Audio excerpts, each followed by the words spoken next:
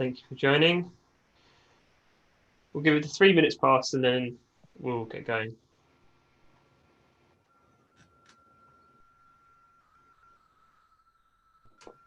Give it 3 minutes past and then we'll get going. That was me. Okay. Thank you for joining, everyone. We'll push it out on social as well. If you want to share the link with your teammates, make sure you do as well. There's plenty of space to go around.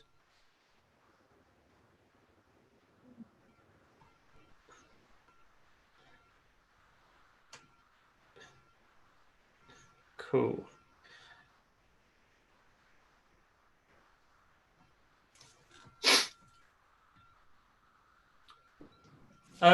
Should we kick off now, Holly? Do you want to say? Yeah, absolutely. So welcome everyone. I'm Holly, I'm the MD of BIMA. This is a BIMA Hangout. We've been doing quite a few over the last week or so, where we bring experts in around a specific topic. And today we are talking about protecting mental health in a crisis. And we're really lucky to be joined by several members of our Inclusion and Diversity Council, and it will actually be chaired by Nancy Rowe, who is our chair of our Inclusion and Diversity Council, and also head of Inclusion and Diversity at Publicis Sapient. So before I hand over to Ant just on how this morning's going to run, I just wanted to talk about what we've got coming up next week. So we have something every day next week. So Monday kicks off with how to apply AI. So if you've got anyone with some downtime and they want to skill up, there's the opportunity to do so. On Tuesday morning, this is something that a lot of people have actually asked for. So being the leader your business needs. So we've got 4 amazing leaders there to help you, get through this current crisis. On Wednesday, we've got a BIMA Hangout, New Business and Marketing in Uncertain Times. We've got people like the CEO of Liberty, BBH, and quite a few more joining us for that. On Thursday, we've got our 3rd Senior Leader Virtual Roundtable, which is much more around, you sharing your challenges and hopefully some solutions for the rest of the people attending that. And then finally on Friday we have coronavirus, HR and you. Essentially that one's for absolutely anyone, and it's any questions you have specific to HR that you might never thought would come up, but obviously we're in unprecedented times. So please do, everything's on Eventbrite, everything's on the bima.co.uk page, and also our Slack channel. And if you need to be signed up to our Slack channel, email anthony@bima.co.uk. So I will pass over to Ant just to talk about how this morning is going to run. Thank you, Holly. And hi guys, thanks for joining us. This is going to run similar to our previous webinars if anyone's attended those. So before I pass on to Nancy, who's going to be hosting today, I just want to kind of draw your attention to the Q&A button that you should be able to see at the bottom of your screen. If this is going to be a super interactive session, and it's really crucial if you ask your questions or if you have any concerns or issues that you're dealing with, make sure you ask your questions in that Q&A section. So just click on the word Q&A and then the little button should pop up, and then that allows all our panelists to see the Q&A. We are also live streaming this session on YouTube, so a link will go around that you can send to your teams after this call. And finally, we're trying something a bit new today. We're actually doing a little poll question. We're trying this for the first time, so you should be able to see a poll kind of pop up in a second. I'm about to launch it now. And if you could just kind of give your thoughts on that and your feedback, that'd be amazing. So it will kind of drive the conversation for our panelists. So, but yeah, without further ado, I would love to pass over now to Nancy, who's going to kick us off. So Nancy, if you could go ahead. Wonderful. Thanks very much, Ant. Good morning, everyone. So hopefully you can all see the poll that's appeared on your screen. So simple question here. How are we all feeling today? So red, amber, green is a good start. So give you a moment to all participate in that question, and we can start seeing the results coming through. So first of all, I was going to introduce the panel that I have here with me this morning. I'm going, in no particular order, I'm going to kick off with Dan. Dan, if you'd like to give everyone a wave as I do your intro. Dan Willis from Wellgood, and also of Studio Republic. So Dan is recognised in the BIMA 100 as someone shaping the UK digital industry. As mentioned, he's a senior strategist for Studio Republic, working for global brands and charities. Dan's also the founder of Wellgood, which is an AI app that helps detect and manage mental health before it hits crisis point. Dan is also a mental health campaigner and an ambassador to Mind. So welcome and thanks, Dan, for participating. That's great. Next up is Kate Rand. Kate, our colleague Kate, is a Group Experience and Inclusion Director at Beyond. She's an inclusion champion leading Beyond International's DEI strategy. She's also the founder of Human HR Meetup, which is a meetup applying design thinking to HR challenges, and issuing things like frameworks which are principles based and open sourced for everyone to share. Kate has a very specific belief in some of the solutions to diversity, equity and inclusion around ownership and providing ownership of the solution to those who are marginalised, which she calls equity inspired design. And also this morning, last but not least, we have the wonderful Ross Taylor, co-founder at Hidden. Hi, Ross. And Hidden's mission is to create talent and culture strategies for a better working world. Hidden's business is powered by Hidden's unique mobile app, which removes bias from the hiring process whilst increasing efficiency. Alongside Hidden, Ross also founded Parents in April 2019, which is a job sharing platform for returners wanting to work flexibly in digital. Ross is passionate about mental health and wellbeing in the workplace and was recently confirmed as a role model on the 2020 Inside Out leaderboard of business leaders who share their personal story and speak out about mental health in the workplace. So thanks, Ross, for taking the time to join us. Great. So I thought I'd first of all outline some of the topics we're going to be discussing this morning, just to give you a guide of what's coming up, but also do invite you to answer questions as we go along, and we'll do our best to incorporate those in the discussion. And wanted to just take a moment to say, of course, we are living in unprecedented times, and it has put a lot of stress on everyone.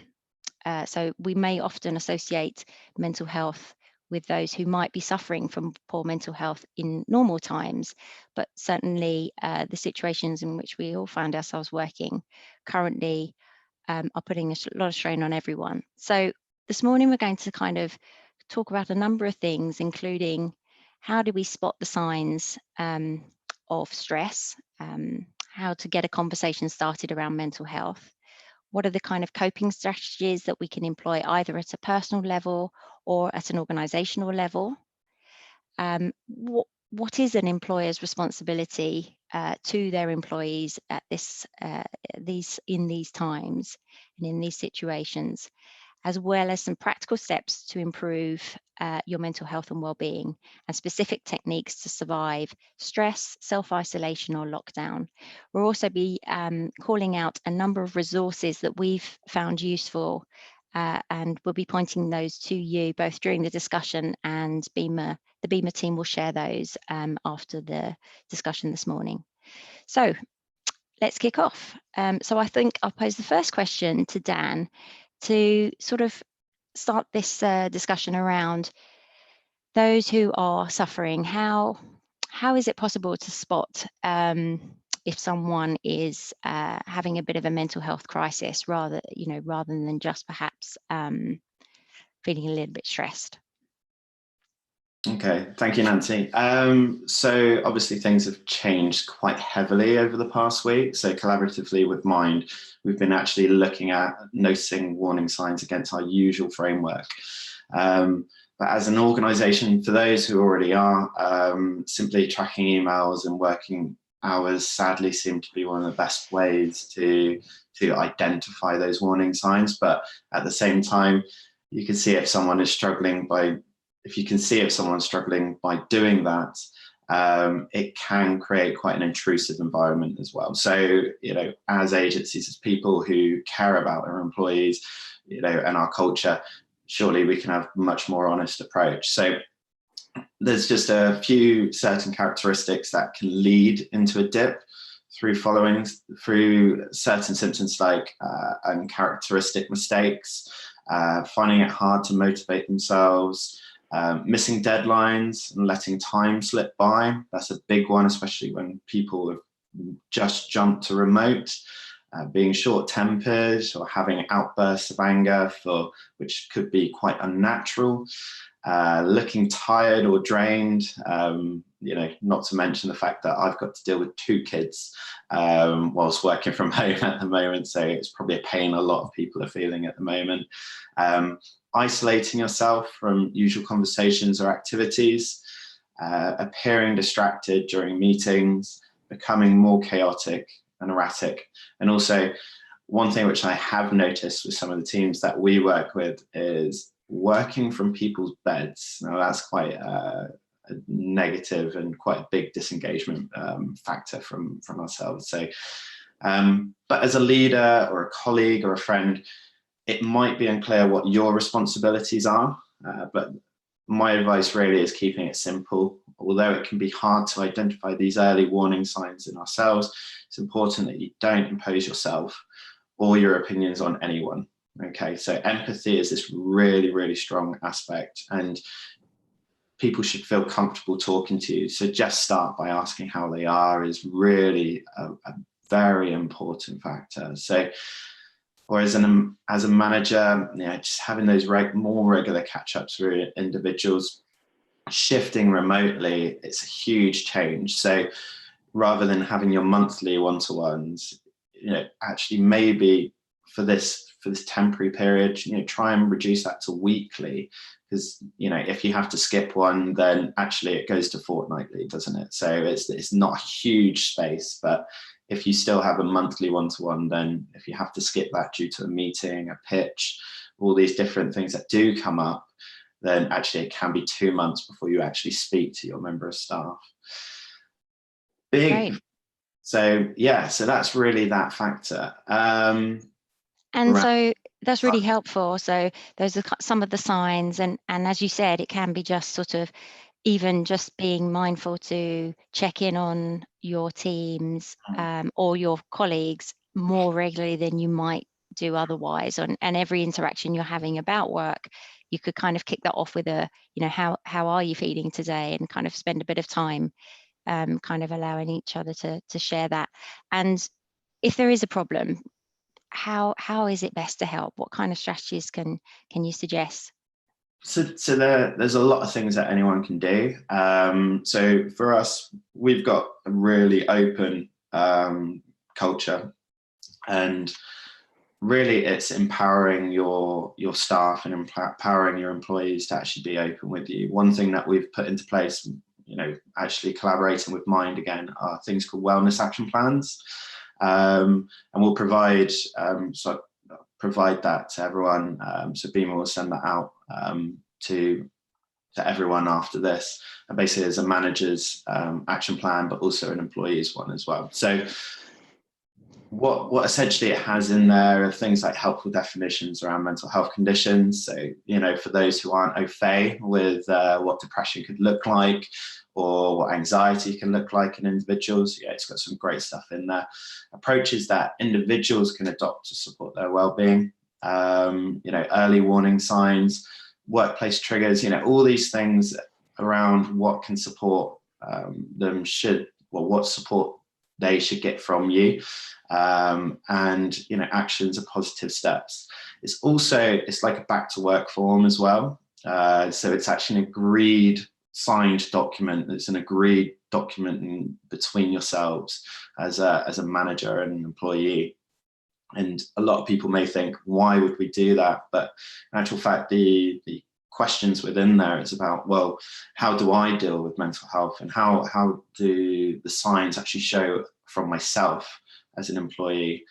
But really, at the moment, you know, with all this change coming in, I'd say there are a lot of areas which we can improve on. So clear boundaries of work are really important. You know, where you work, even what you wear. You know, I ensure that I'm always in my work gear. A lot of people who know me probably see that I'm always in a white t-shirt. That's my work gear. So I know I'm ready for work. And what you get out at the start of the day and what you put away. So things like early morning stand-ups, you know, and actually disengaging at the end of the day should be encouraged. But the problem is I have with people is they don't feel that they can take normal social breaks as well. I think we probably have all seen productivity shoot up quite heavily. Well, that's something which we've seen personally. But for this, what we've done is we've zoned individuals to ensure that they're not distracted by continuous Slack notifications. And then we have certain periods throughout the day for water cooler moments where you're not obliged to go into, you know, the Hangout per se, but it's an opportunity where you can just talk, you know, rubbish about, well, not about the football, but about things that everyone's doing. So culture is this huge, huge aspect, and just having such a transparent, you know, an open and honest conversation with your staff is the most important factor. And don't micromanage in that way. That's probably my biggest takeaway. Trust your employees, because really that's the biggest challenge. You know, if they are feeling that they have to check in with you every half an hour or every hour, you know, on what they're doing, then that really does breed such a horrible culture. So trust them and enable them to just get on with what you've employed them to do, because they should, you know, they are the best for that job. Fantastic, thank you. I'd like to bring Kate into the discussion. Kate, you must be experiencing this sort of front line. You're HR lead for Beyond, and what's been your experience, and what kind of techniques have you employed with your teams over the last few days? Yes, thank you, Nancy, and thank you, Dan, as well. It's really interesting information there. So we've done quite a few of the things actually that Dan was talking about. We found that after the first week of people working in this way, that there was a lot of anxiety being driven by the number of communication points they were having, meeting after meeting after meeting. So we started to block out bits of the day so that people could either spend time with their children because they wanted to connect with them at lunchtime, be able to go outside for a walk, or just to get their heads down into work, because often with creative teams, they actually need the time to do the deep work, and we seem to have eradicated that with too many meetings. So that was one of the pieces that we did. We've also focused more on the communication that we do have, and things like the water cooler moments are really important for people. One of the things that we have needed to do is start to talk to people about what coping with stress is and coping mechanisms. And the example I'll give is that I have had a lot of people say to me over the last few days, jokingly, that they started drinking more because of the situation. And that is a sign of disengaging with the current situation. It's a fine coping mechanism, but it's not a sustainable one. And it's important because people are now in isolation, that they're able to identify these within themselves, and also potentially in partners, even in their children as well, to a certain degree, because disengaging is anything you do to avoid dealing with the reality that's going on. In the extreme, it can be recreational drugs, it can be alcoholism, things like that. But, you know, the other side of it is maybe you just want to play PlayStation for 3 days. I know I've wanted to play Zelda for 3 days and not think about anything. And as long as you're aware of what you're doing, and you know that at some point you're going to have to actually sit down and go through it, it's okay to know that's where you're at. And then engaging is actually sitting with what's going on and reflecting and checking in with yourself and working yourself through the emotions. The challenge we've got at the moment is that we're in a different situation every single day. So if you did this every single day, it's going to get very wearing, even as an individual. So you really do need to balance it out. And there is no better way. It's that you just, people need to be able to understand when they're disengaging and when they're engaging.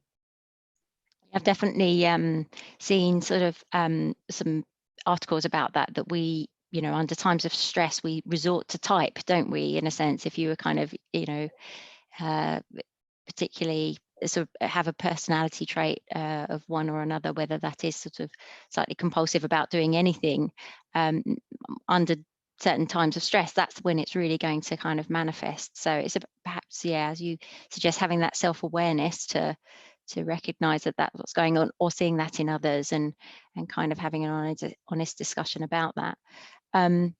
That's really helpful. I want to also kind of bring in Ross, really, in terms of whether you have anything to add, Ross, around kind of these kind of coping mechanisms. I've also had a question that's come up, which I think might be really relevant to you, Ross. It's as a business owner. It's also talking about now isn't the right time for new hires or freelancers, but how do we deal, I guess, as business owners, with being expected to be super over capacity and continuing to deliver at 100%? I think this is perhaps, you know, a driver of some of the anxiety of some of the business owners within the BIMA community at present. Yeah, and that's totally understandable. I think that question probably comes in two parts. The first part related to hiring. Obviously, this is an ever-changing situation, but interestingly, we are still seeing businesses hiring. We're putting strategies in place to enable remote interview processes and remote onboarding. So, you know, if you still feel comfortable that this is a moment in time and there will be a recovery, to prepare your business for that is actually a really good thing.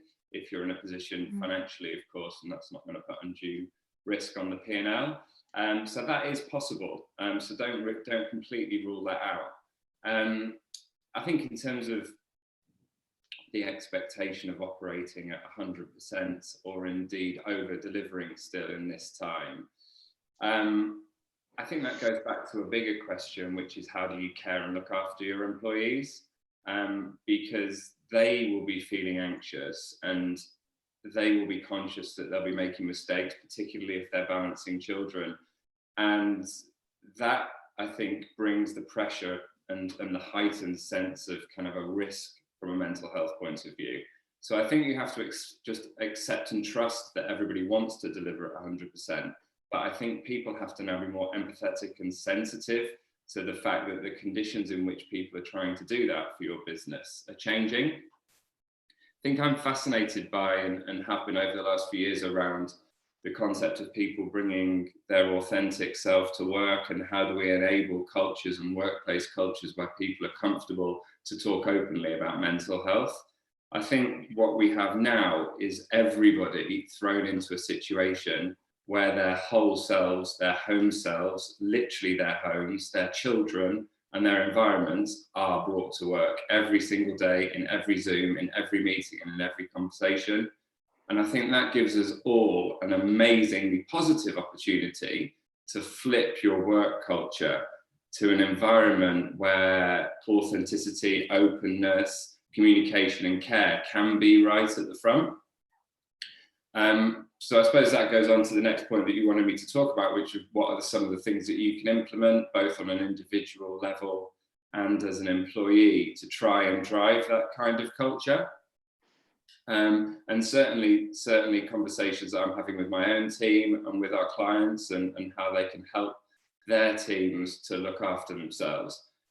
From an individual point of view, I think the first thing that's hugely important is keep your routine. And there's many things that are related to that.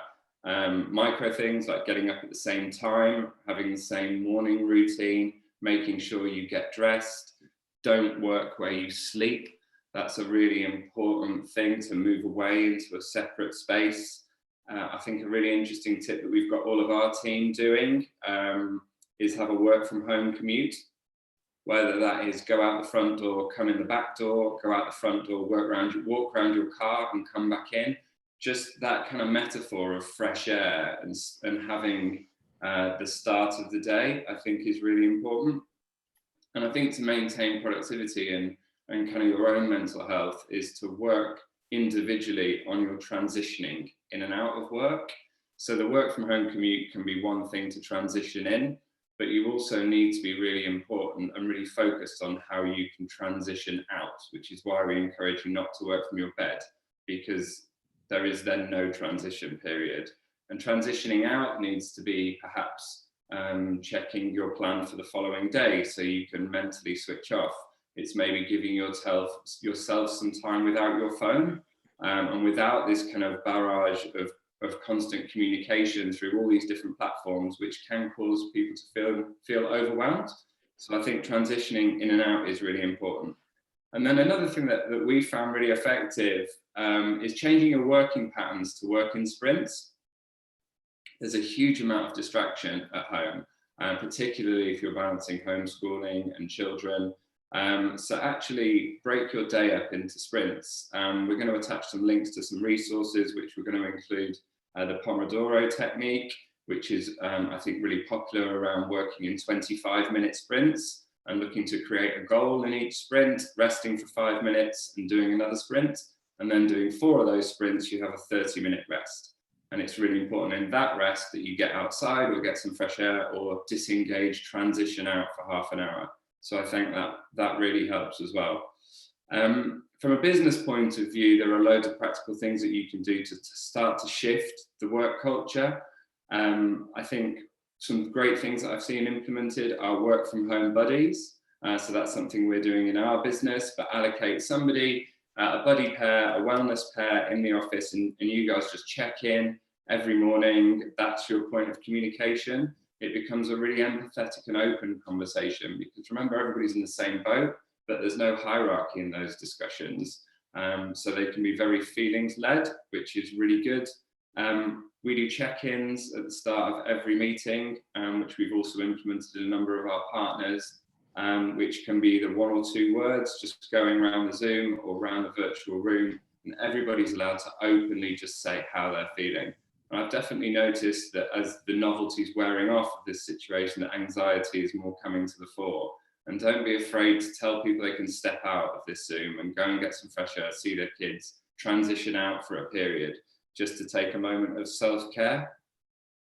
And then there are some other really nice things, I think, around exercise. That's really important. Make sure you can do that together. Still have lunches virtually with your colleagues. Organise socials and community stuff as you would do before. I think maintaining that sense of team and community, that everybody is all in this together, is really, really important.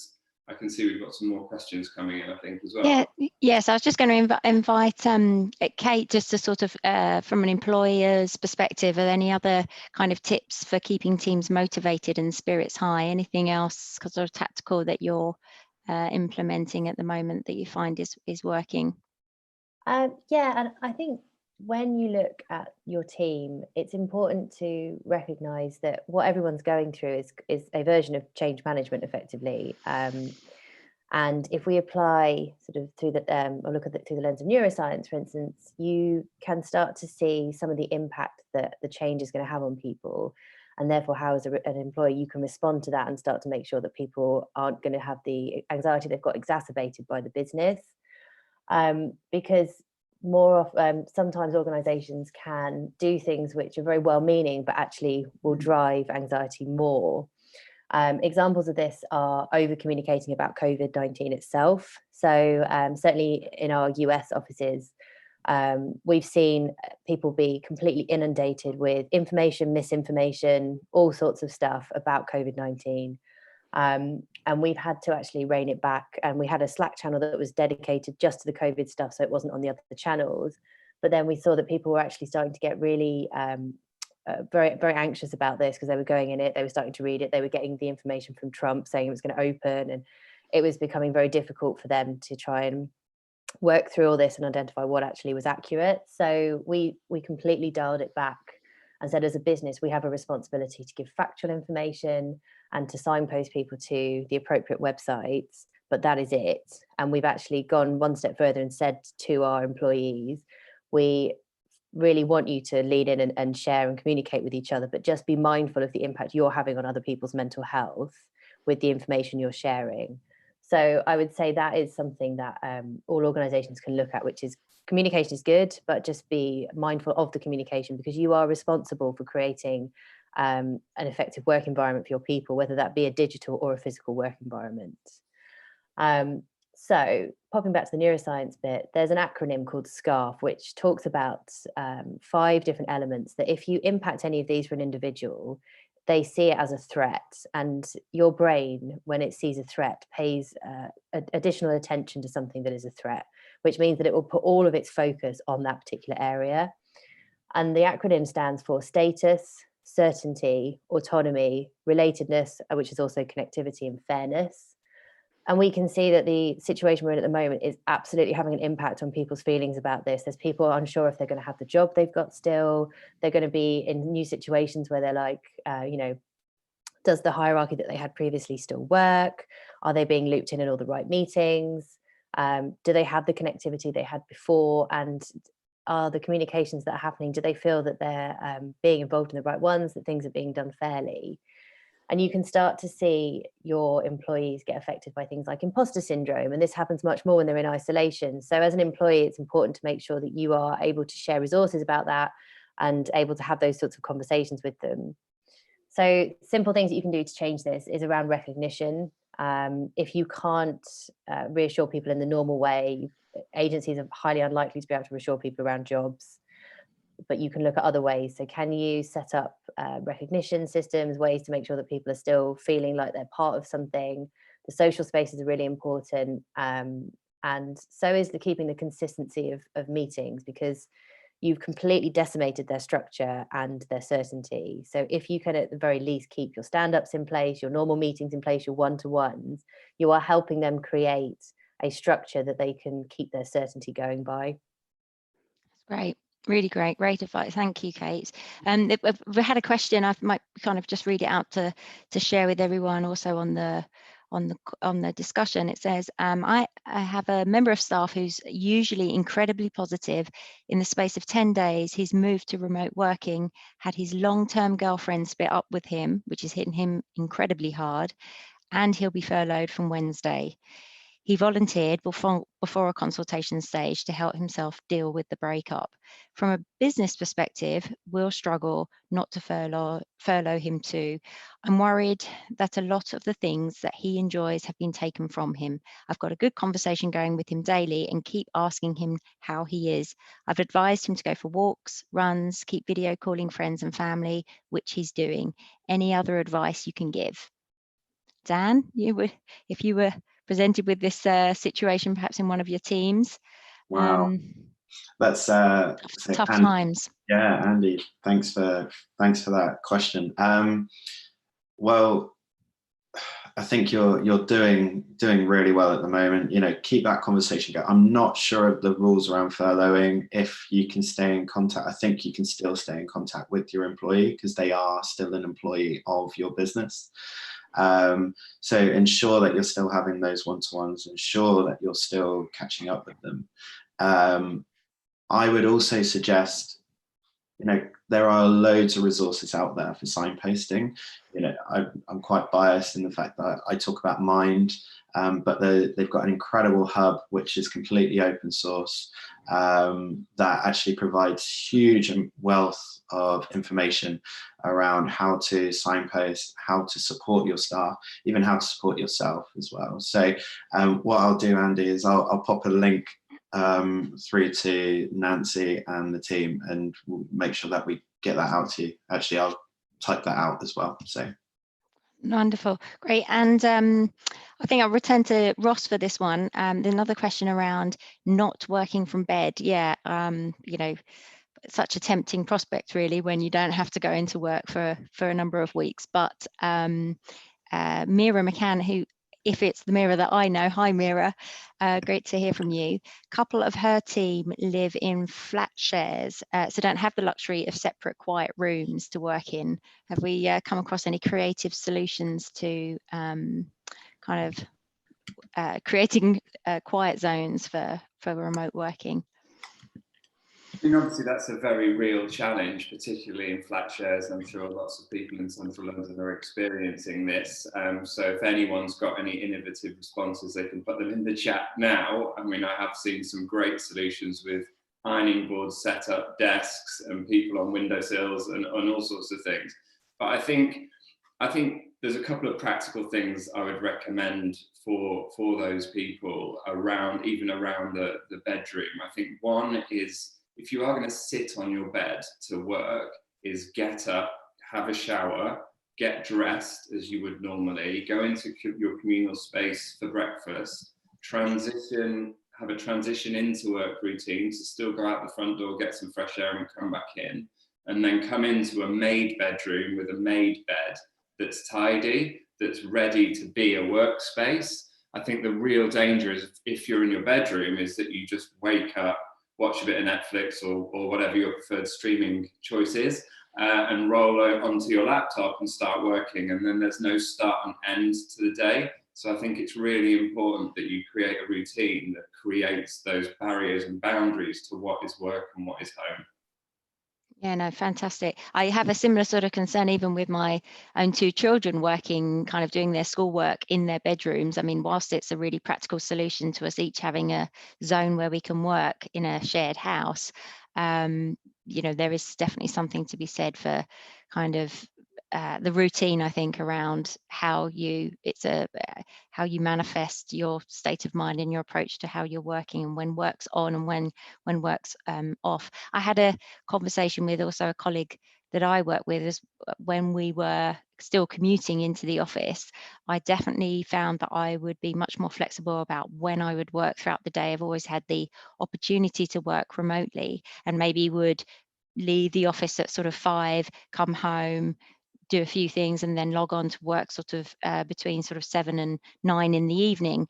But it seems that the new environment and situation is one where I find is actually better to be able to kind of bookend my day between sort of logging on at 9 and then definitely logging off at around 6 p.m. and sort of thinking I might be in the same space, but the rest of the evening is my time and to spend with family and other people, and the things that I want to be doing. We've also at Publicis Sapient, we took an opportunity to speak to some of our colleagues in Italy who have been under isolation and social distancing for a little bit longer than the UK, really to try to get a bit of a heads up around what we might see in the UK over the coming weeks, because in effect, we're sort of week 2 of our social distancing. And they're sort of coming towards the end of week 4 and going into week 5.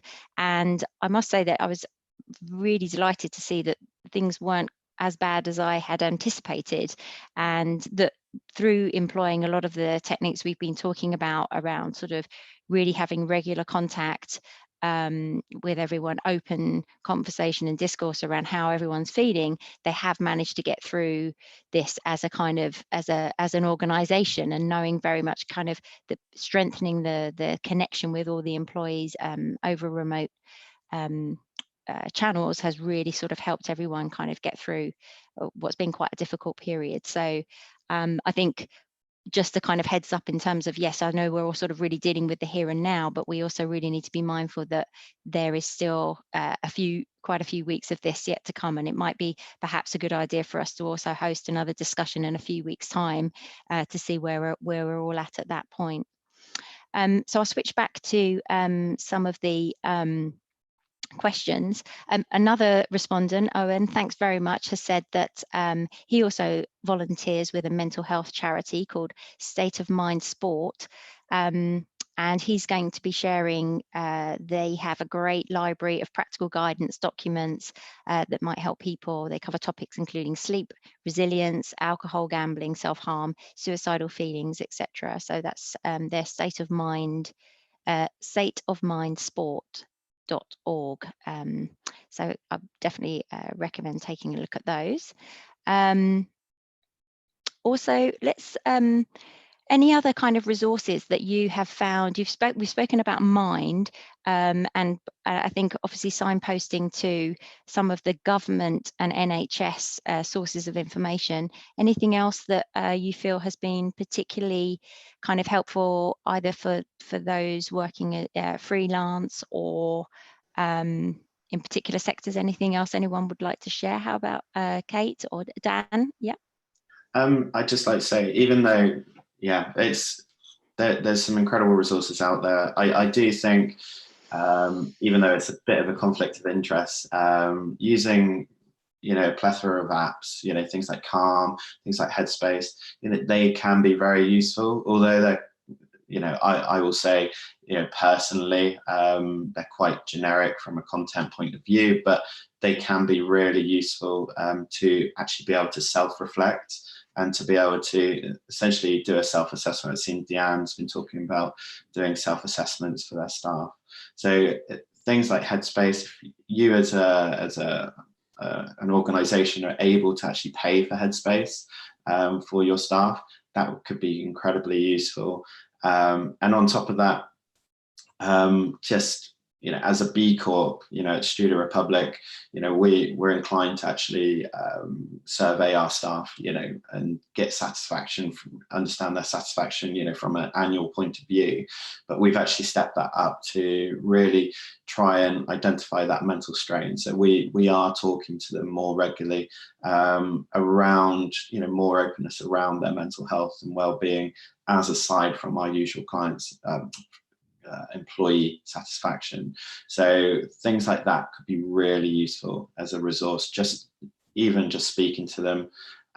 And we did it at the beginning of this Zoom, even polling from a red, amber, green point of view. If you can see the state of your employees, just from a landscape point of view, you can really help them and set out your day as a leader to be able to help them simply by surveying. Fabulous. Ross, I know you got a couple of points to add to this. Yeah, I think there's just a couple of things in terms of extra resources and also kind of time and setting up your day. I think one of the conversations that I've found has been very active this week, which is so intrinsically linked to mental health, is financial health. I think with the anxiety around whether you're in a job and you're worried about that job, you may no longer be in a job, or you may be being furloughed for the time being from your employee. There's obviously huge financial stresses that go along with that, not to mention the 5 million people in the UK who are self-employed or freelance, and the new government legislations that have come out. So I think in the link, in the end, we'll share some useful resources from a financial health point of view. But also there's some great resources online on kind of money saving expert, and Martin, who does his stuff on television, has done a brilliant guide around getting refunds on your annual season tickets, not paying for your Sky television, how to get mortgage holidays, allowances for renters and renting holidays, both for landlords and private tenants. So I think there's some resources that we can share to support people's financial health, which is at the moment, I'm finding so linked to kind of people's mental health and where they're sitting daily on that continuum. And the second thing was actually just an exercise which we're going through to kind of declutter your mind, because there's so many open loops, I think, in people's minds at the moment, both around work, home, family, and financial health. And so many of those loops are completely out of our control. And I think from a mental health point of view, that's what people are really struggling with.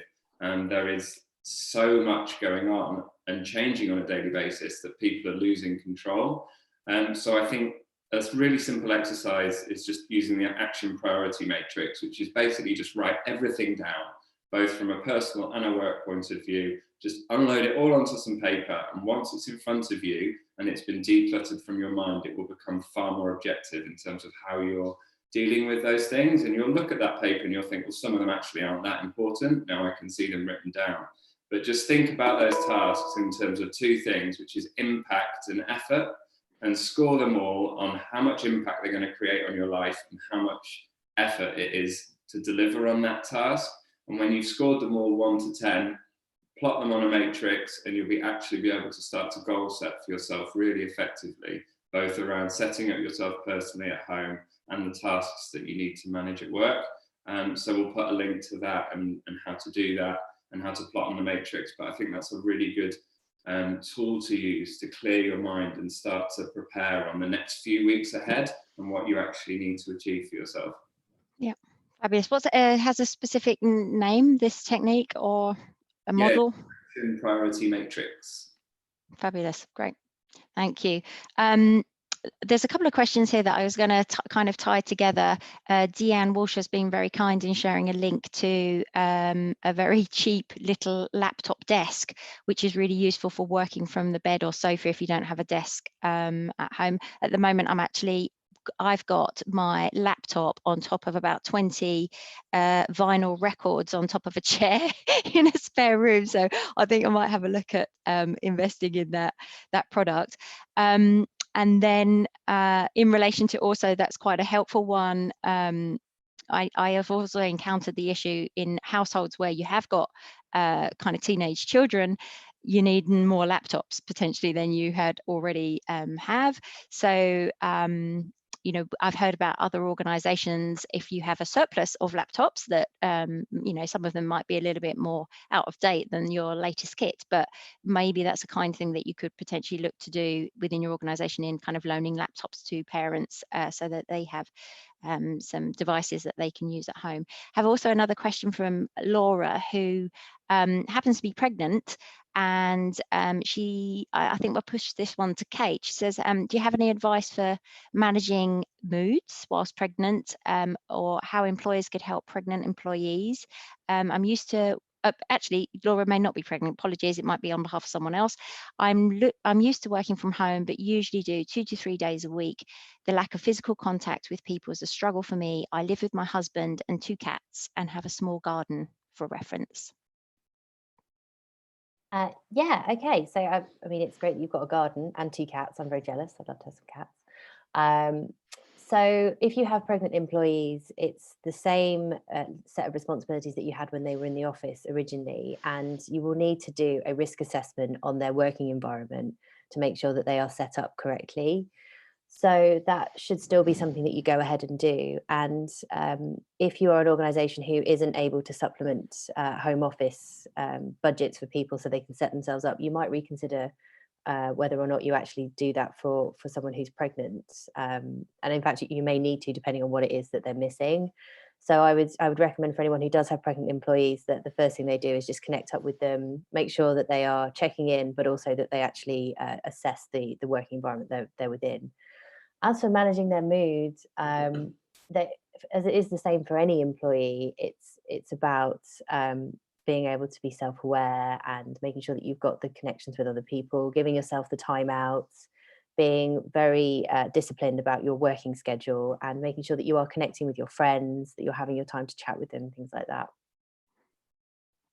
Great. Elise, have you got, would you like to contribute to the discussion? Nope, I think that's okay. Sorry, I had a different prompt that appeared in my window. That's okay. I was going to pose this question to you, Dan.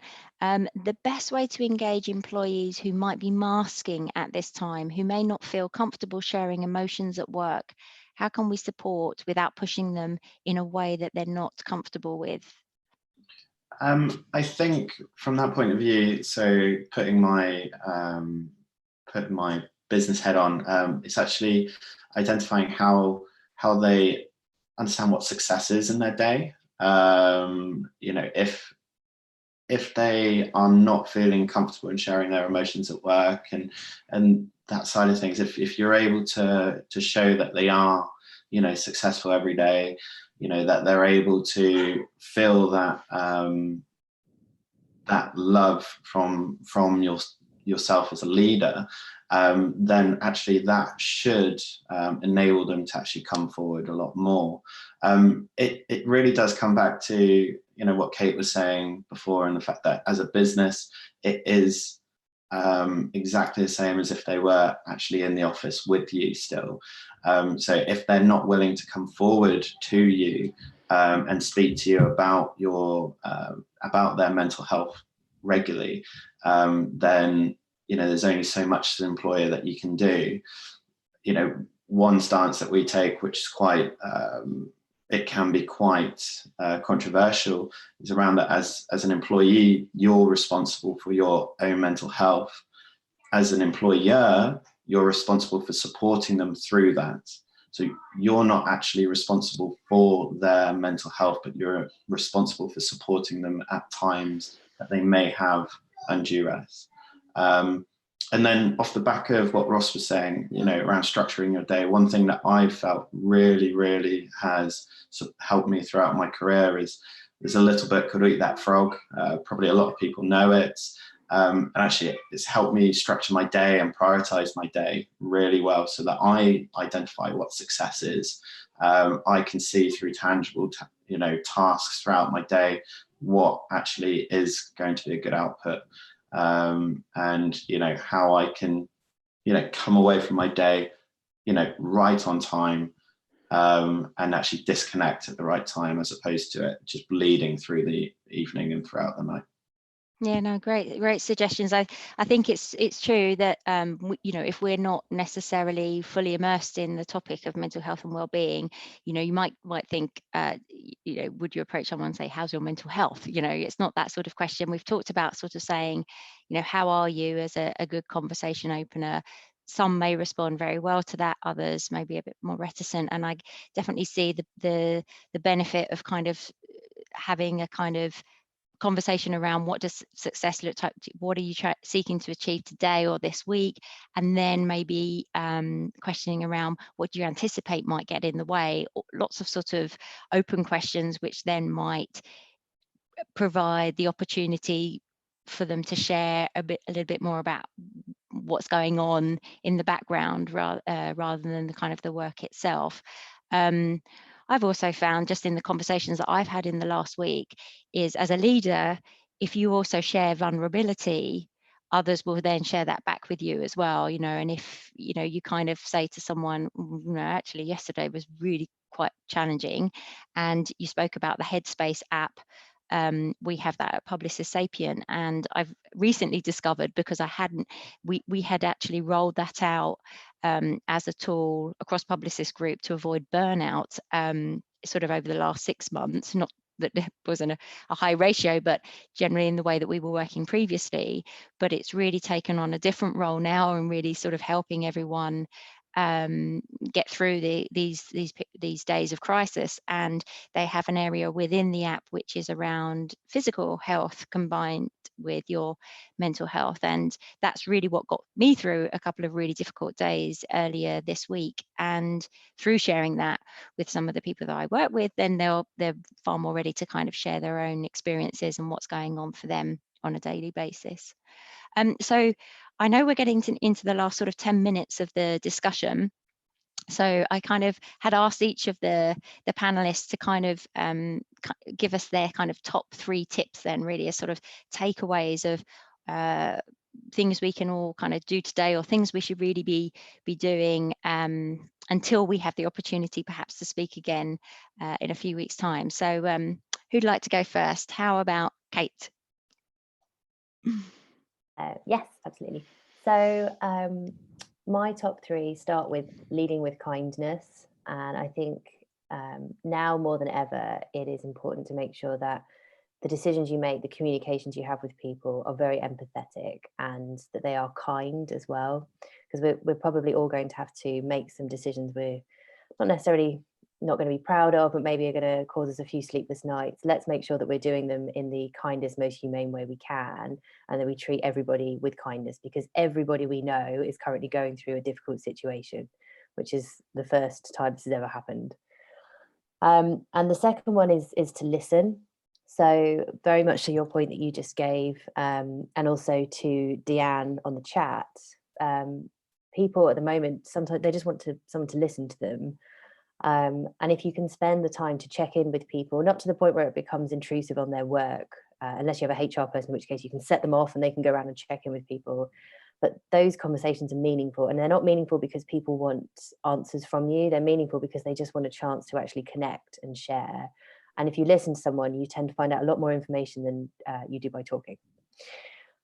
And then the third one is that when you are listening to people, just bear in mind that everybody's going through a different situation right now. And what is very terrifying and upsetting for someone may not feel like that to you when you hear it, but that doesn't mean it isn't real for them.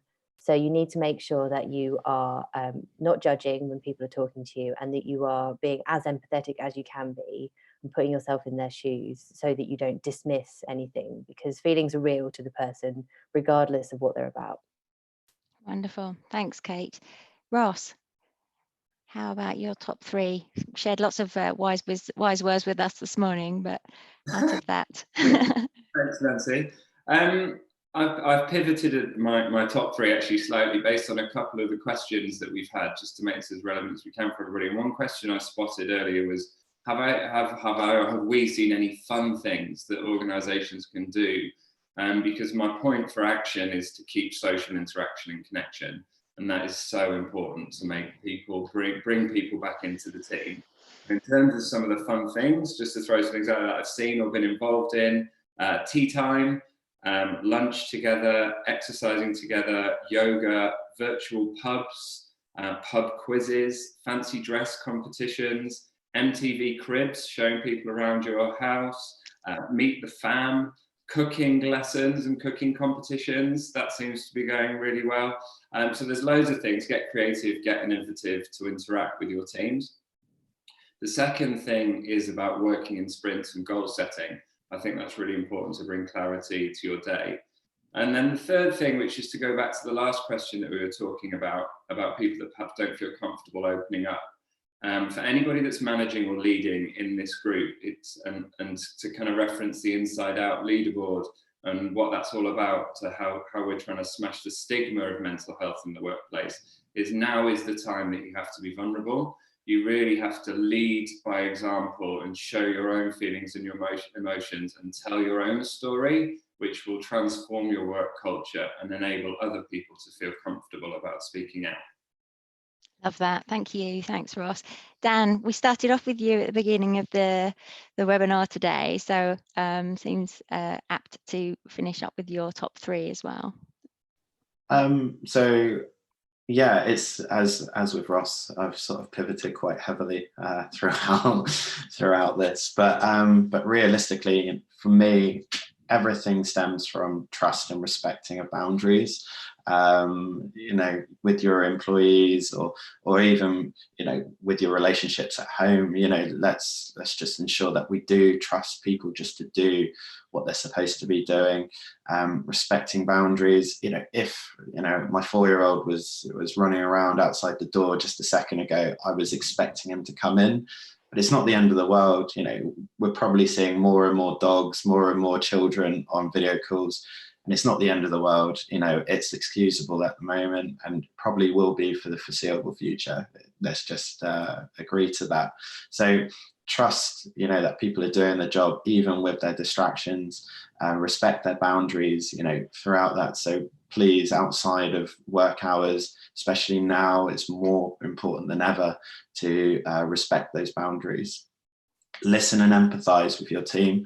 So, you know, ensure that, you know, when you are listening to them, you know, empathize and be vulnerable towards them. So reiterating exactly what Kate and Ross are talking about there.